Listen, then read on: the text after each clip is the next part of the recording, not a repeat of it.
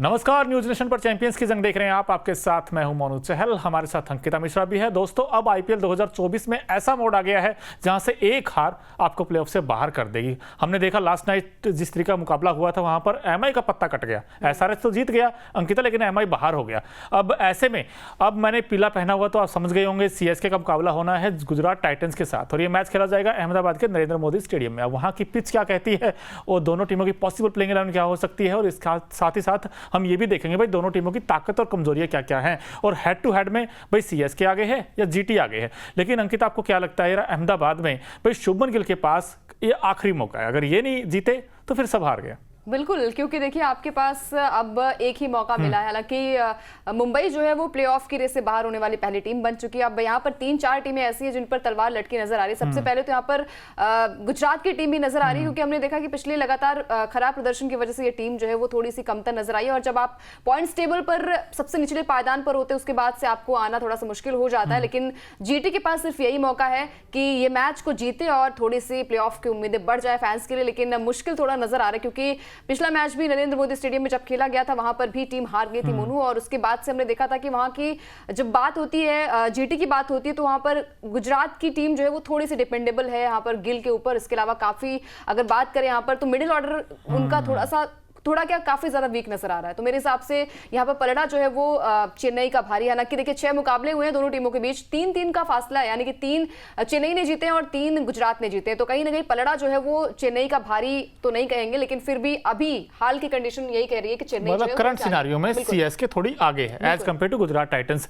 लेकिन दोस्तों, दोनों टीमों को अगर आप थोड़ा क्लोजली देखोगे, भाई सीएसके की टीम वो है जिन्होंने पंजाब को हराया था, 167 बनाए थे, छोटा स्कोर था लेकिन उसको भी डिफेंड किया था। लेकिन अब सीएसके की सबसे बड़ी दिक्कत यह है कि उनके पास जो फ्रंट लाइन गेंदबाज हैं, मथीशा पथिराना वो नहीं होंगे, मुस्तफिजुर रहमान बांग्लादेश लौट गए हैं, तो दीपक चाहर चोटिल हैं। तो ऐसे में उनकी पॉसिबल प्लेइंग 11 क्या हो सकती है वो देख लेते हैं। सबसे पहले सीएसके की प्लेइंग 11 क्या हो सकती है, क्योंकि ऋतुराज गायकवाड़ उनके पास आउटस्टैंडिंग फॉर्म में है, अजिंक्य रहाणे होंगे वहां पर, डेरिल मिचेल होंगे, शिवम दुबे, मोइन अली और रविंद्र जडेजा। ये सबसे इंपॉर्टेंट है रविंद्र जडेजा का कैसे परफॉर्म करते हैं। पिछले मैच में उन्होंने गेंद और बैट दोनों से इंप्रेस किया था। एमएस धोनी जो कि विकेटकीपर इस टीम के, Mitchell Santner, Shardul Thakur, Richard Gleeson और तुषार देशपांडे का फॉर्म बड़ा शानदार रहा है अंकिता। और ऐसे में अगर मैं प्लेइंग 11 देखूं, भाई नाम बहुत अच्छे हैं, काम भी वैसे ही है, लेकिन अजिंक्य रहाणे का फॉर्म नहीं है दोस्तों। और नंबर 3 जो सबसे इंपॉर्टेंट है, शिवम दुबे। आप देख रहे हो लगातार 2 0 आई हैं। अब इनसे उम्मीद करेंगे कि यार हो गए तो अब हैट्रिक मत लगाना दुबे साहब,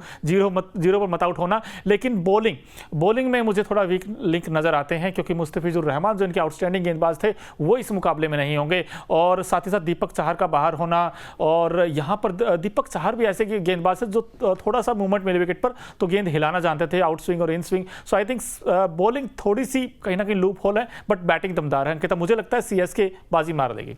बिल्कुल सीएसके बाजी मार सकता है, क्योंकि उनके पास वो कॉम्बिनेशन है। हम बात करें यहाँ पर बाकी के पिछले मैच में भी आपने देखा होगा, वहां पर भी कई सारे गेंदबाज नहीं थे, जो उनके फ्रंट लाइन गेंदबाज थे वो नहीं थे। उसके बाद भी चेन्नई जो है वो जीत गई थी। और सबसे ज्यादा जो आपने बात कही शिवम दुबे की, हालांकि काम करने की बहुत ज्यादा जरूरत है। ये कहा जा रहा था कि शिवम दुबे जो है वो स्पिनर्स को काफी अच्छा खेलते हैं, लेकिन आपने देखा चाहे वो पहला मैच हो पंजाब के साथ, हरप्रीत बराड़ ने आउट किया था, दूसरे मैच में यहाँ पर राहुल चाहर ने आउट किया था। तो कहीं ना कहीं स्पिनर्स को खेलना थोड़ा सा मुश्किल होता नजर आ रहा है शिवम दुबे का। हालांकि जब बात आती है ओवरऑल फॉर्म की, तो ये बल्लेबाज जो है अपने आप में एक अलग सिनेरियो रखता है। जब बात आती है टीम को जिताने की, तो वो टेम्परामेंट नजर आया शिवम दुबे के बल्लेबाजी ने। लेकिन यही मौका है आपको प्लेऑफ की रेस में जाने के लिए, क्योंकि हमने कल का मैच देखा जहां पर हैदराबाद की टीम को ये कहा जा रहा था मोनू की चेज नहीं कर पाती, चौक हो जाती है, लेकिन इस टीम ने वो करके दिखाया है। दोनों ही बल्लेबाजों ने, चाहे वो ट्रेविस हेड हो चाहे वो अभिषेक शर्मा हो, कमाल की पारी खेलते नजर आए। अब देखिए चेन्नई के लिए मौका बहुत ही अच्छा है। सामने गुजरात की टीम है जो कि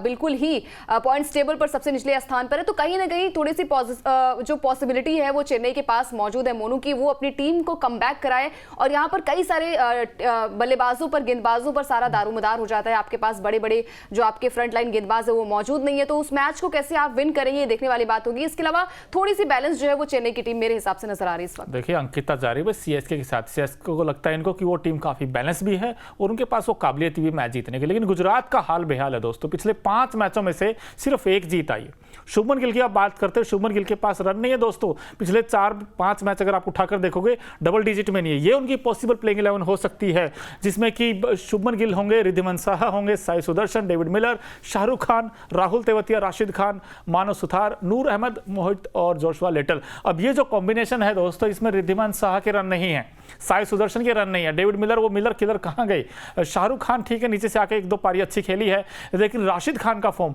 ये टीम वैसी अंकिता, इसमें नाम शुभमन गिल के आसपास बैटिंग रिवॉल्व करती है। बॉलिंग में इनके पास जब से शामी नहीं है तब से बॉलिंग बहुत फीकी हो गई है, बहुत साधारण हो गई है।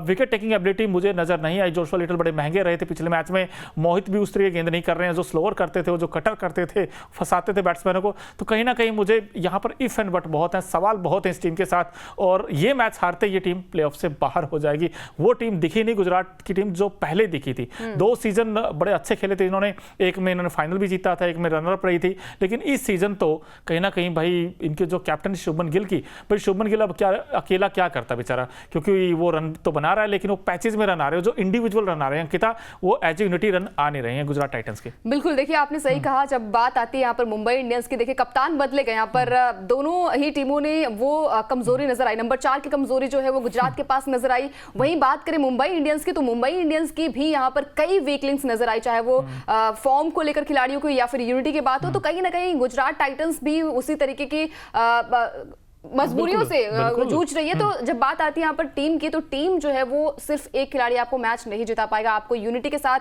आपको पोटेंशियल दिखाना पड़ेगा। आपकी बल्लेबाजी भी कमजोर है, आपकी गेंदबाजी भी कमजोर है।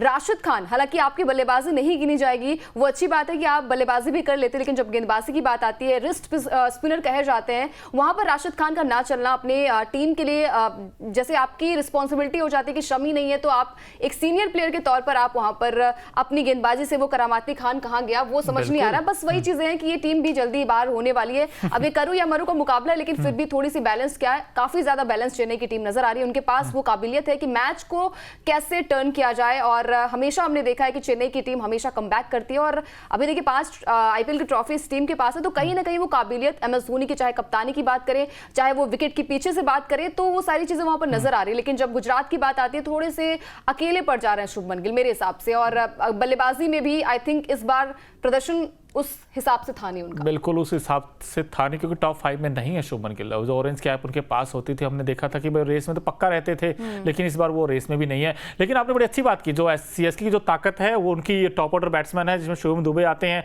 ऋतुराज गायकवाड़ का आउटस्टैंडिंग फॉर्म है, उनके पास ऑरेंज कैप की रेस में है विराट और ऋतुराज दोनों। कहीं ना कहीं कॉम्पिटिशन बड़ा तकड़ा हो गया, ये कि मैं लेके जाऊंगा या वो लेके जाएंगे, लेकिन कहीं ना कहीं है इंडियन के पास, अच्छी बात ये है अंकिता।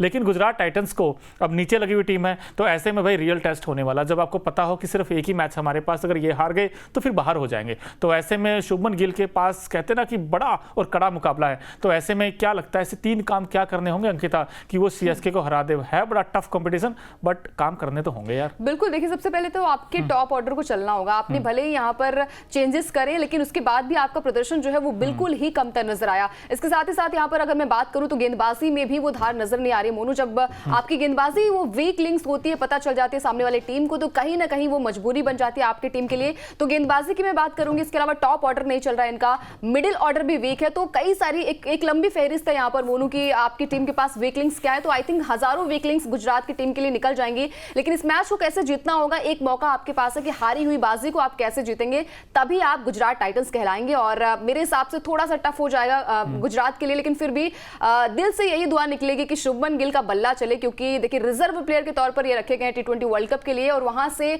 हमने देखा है कि कई सारे खिलाड़ियों की फॉर्म थोड़ी सी लौट रही है। चाहे मैं बात करूं सूर्य कुमार यादव की, चाहे मैं बात करूं रविंद्र जडेजा की, थोड़ी सी फॉर्म जो है वो वापस लौटी है। तो आपको ये करके दिखाना होगा। चले आईपीएल का वो गेम है, हार जीत तो लगी रहती है, लेकिन जब बात आती है टीम इंडिया के लिए तो प्रदर्शन आपको थोड़ा सा बेहतर करना होगा। बिल्कुल, राशिद खान को अच्छा करना होगा, शाहरुख खान को अच्छा करना पड़ेगा, शुभमन गिल को अच्छा करना पड़ेगा, ऐसा अंकिता का मानना है, तभी ये टीम कहीं ना कहीं जीत पाएगी। लेकिन एक्स फैक्टर जल्दी से दोनों टीमों में से कौन लगता है कि खिलाड़ी अगर आपको पिक करना है? मेरे हिसाब से गुजरात के लिए एक्स फैक्टर होंगे शुभमन गिल, वहीं वहीं अगर बात करें सीएसके की टीम से तो आई थिंक इस बार शिवम दुबे अच्छा प्रदर्शन करेंगे मेरे हिसाब से। मुझे भी इनफैक्ट शिवम दुबे से बड़ी उम्मीद है, क्योंकि 2-0 के बाद भाई बड़ी पारी इनफैक्ट शिवम दुबे के बल्ले से आ रही है। उस तरफ शुभमन गिल होंगे। आप ही बताइए दोस्तों, दुबे या गिल, किसका बल्ला चलेगा? और अभी तक अगर आपने न्यूज़ नेशन को सब्सक्राइब नहीं किया है तो फटाफट कर लीजिए।